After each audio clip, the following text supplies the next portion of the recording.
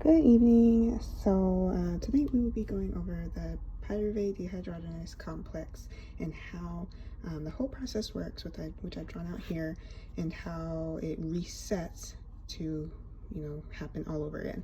So what I like to start out with first is our pyruvate molecule. We have our E1, E2, and E3 enzymes. The E1 enzyme is pyruvate dehydrogenase. The E2 is dihydrolipoyl transacetylase, and our E3 is dihydrolipoyl dehydrogenase. The E1 has TPP bind, which is one of our cofactors. That stands for thiamine pyrophosphate. Our E2 has our second cofactor, which is lipoic acid. It has that lysine residue on it. And then our E3 has FAD attached to it. And our fifth and final cofactor is NAD+. So kind of all of our, and the other, I skipped one, that's number 4, is our coenzyme A. So that's our 5 cofactors. So everything, all of our basic structures, I've basically drawn in black. So what happens is pyruvate comes and binds to TPP on the E1 enzyme and forms hydroxyethyl TPP. So this is basically the hydroxyethyl group on the TPP. So when pyruvate comes and binds, it releases CO2, which is basically that molecule.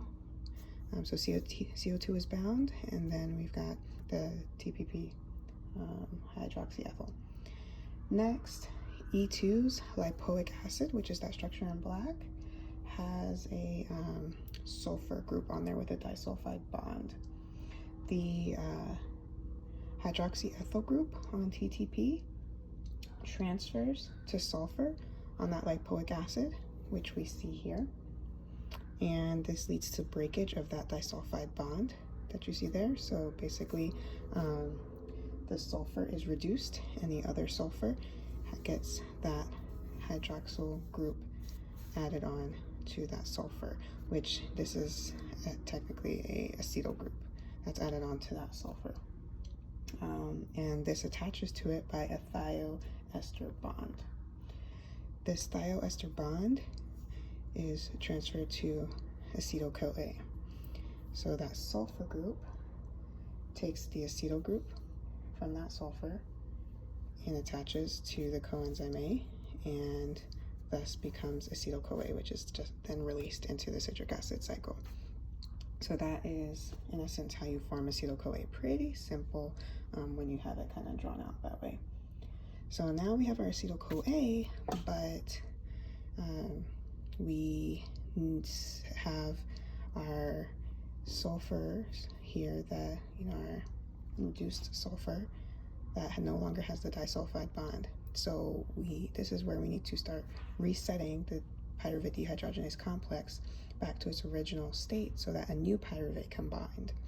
So the first step in that is regenerating the disulfide bond, which is where FAD comes into play. So the FAD basically comes and interacts with our completely reduced lipoic acid, because since once the acetyl group attached to the coenzyme A, it left the second sulfur reduced. So now we have basically right here our 2 reduced sulfurs. So FAD comes and takes away the 2 hydrogens from the lipoic acid, reduced sulfur groups right there. That way it can go back to its original state of having that disulfide bond between the sulfurs.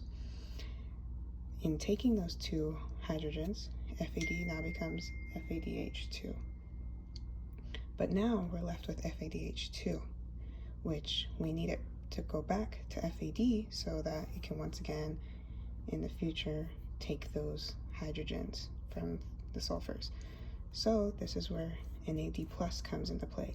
NAD+, which is free floating in a solution, comes and takes those 2 hydrogens from FADH2 and becomes NADH with, actually I didn't draw it in, but there is a free hydrogen ion that's also formed as well. So it's basically NADH plus H plus, and that's released, you know, for further usage down the citric acid and electron transport chain.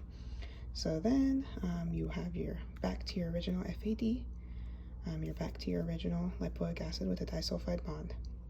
You're back to your original TPP because that hydroxyethyl group is bound to the lipoic acid, so you're back to your original TPP, and then you are free for pyruvate to come back and bind to the free TPP. I hope all of that makes sense. Have a good night.